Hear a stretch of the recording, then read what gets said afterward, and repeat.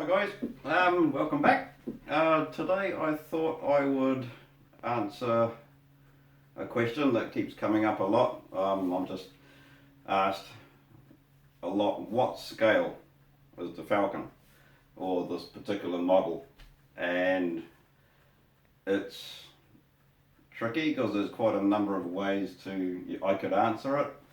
But I always say it's 24th ILM scale, which is when ILM built this model, it was to a more or less scale of 24th to match the TIE Fighter X-Wing and Y-Wings.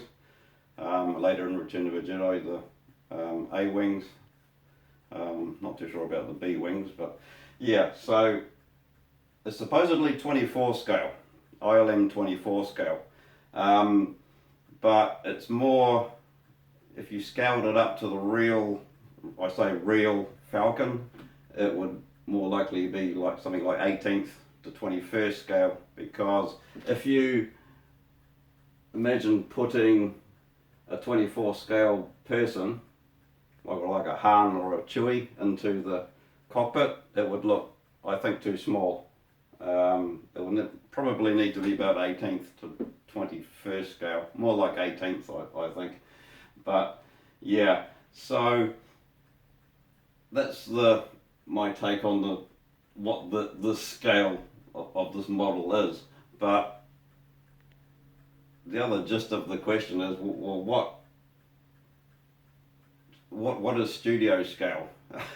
So my take on studio scale is, when I first got into this, it was pretty cut and dry, where you take like this original filming miniature, you replicate it to exactly the same size, exactly the same detailing, and that's as far as it goes for me. If the exterior and the size perfectly match the original miniature, that to me is studio scale. I wouldn't care about what the construction is inside the model. It can be plastic, wood, fiberglass. I don't care. It's just the exterior that matters to me.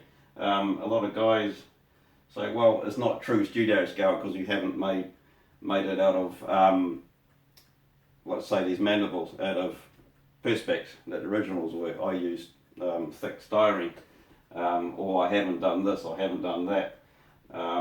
But end of the day, it matches the filming miniature in size and exterior, and also, I guess, for argument's sake, the interior of the cockpit will match the original, and the gunwales, what was in the top gunwale will match, and that's as far as I will go. Yeah, I've just seen huge debates on various sites about what is true studio scale. To me, it has to be the original dressing or kit parts and detailing, not okay. If you take like a studio scale, detail it in whatever parts you like, or just make it up, and to me that isn't true studio scale. You've used your artistic license to finish the model, even if the size and the proportions were correct. To me, you've gone off for what true studio scale should be. But that's just my take on it. I'm not spouting what I say is gospel, but yeah, I just get that question a lot. What scale and what is my interpretation of studio scale?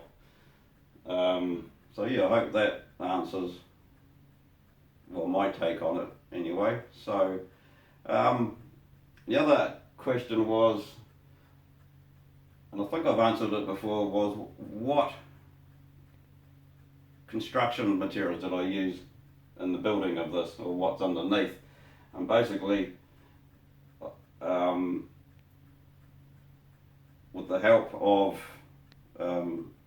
an awesome group of guys that we went together to do the blueprint, the final blueprint for this. I went ahead and designed my inner core. So I call all this bit the core. So in there is a CNC MDF wood core. So yeah, I have touched on it before, where you can see in there where it's like the ribs, all CNC from MDF. There's a metal armature in there. The mandibles are 3mm styrene, detailed with the pits inserted before they're inserted onto the model. And there are beams running through the entire model, so it won't warp and it won't stress that way. It's completely, if you imagine a sandwich, the top and the bottom exactly match, so there should not be any stresses. The metal armature in there takes away from all the stress. I chose not to have, as per the ILM filming manager, tubes that run through here and you can mount it from the front, because that's, yeah, I think that would be just too much stress on any model. Yeah, and I chose not to have it mounted from the rear, so I've got mine mounted from docking ring to docking ring and top and bottom, and that's it, as a display model. Never intended to be used for filming or anything. It could be, but put on a model mount, but yeah, not from the front of the mandibles or the rear. So yeah, yeah, so I hope that answers two of the questions. I mean, everything else is just basically styrene for the panels. Oh, the domes, of course, were the ABS vacuum formed. Yeah, vacuum formed from ABS.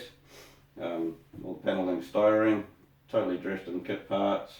Yeah, I think that sort of pretty much covers it. But yeah, so as far as what I've been doing recently, just been pottering, doing a few bits and pieces, getting the radar assembly done here.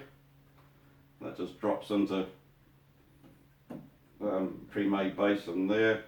This will be fully articulate, meaning it'll spin, and the dish here, that will be fully articulated, where it can go like that and spin around on the base. Yeah, there's quite a bit of detailing in that dish. All that detail in there, all these bits, those are from the Aurora C-Lab, that horrendous $1,000 plus kit that we all love so much. Yep, and these from the C-Lab, these little rails, which I've just finally added. I just never got to it over the years. They're from, you need 3 of these U-boat kits from Nichimo to detail that. And yeah, I actually drew years ago a blueprint of this and studied the dish. And there's one detailing in there that if you don't see it, you never will. It's quite hidden. There's 4 of them, and most people miss it, but I've seen a few guys that have actually got it and a few that haven't. So I'll just leave that as a little Easter egg for you Falcon builders. So there is something in there which is there, but not readily seeable to the eye straight off. But yeah, got that tricky little bit to put on there. And again, this thing, to get the orientation of this correct, in Star Wars it was filmed a certain way, so I've marked it top and it was filmed like that. So this Saturn 5-piece is sort of off, but the line from top to bottom is through down there. and that was filmed like that all through Star Wars. But for Empire Strikes Back, and how the model was left in for the travelling exhibitions, the dish is actually flipped, so it came over like this, spun around, and the dish forever sits like that now. I know you guys are not going to see that, but it's noticeable in reference pictures and that New Chronicles book and the old, what we call the old black and white vintage photos of the ILM model that they took pictures of back in '77 after filming. But yeah, it's quite a nightmare to get that thing looking in the right orientation and everything as it should be. So yeah, I'm just continuing on with the detailing. Yeah, don't know if you can see in there. One leg's done, so like there, and that's the pedestal, well not pedestal, the arms that go in there like that, and that attaches, well what I'll do is I'll glue that in there first, attach that, and I've still got to get all the hardware for all the screws and washers and things, so this dish can be fully articulate, like pivot, rotate, and do everything that it should do, so you can have it in any position. So yeah, made some masters for casting, finished those off, for like the sidewalls, the jaw boxes, they're all done now. I've been pottering on the inside of the gun turret.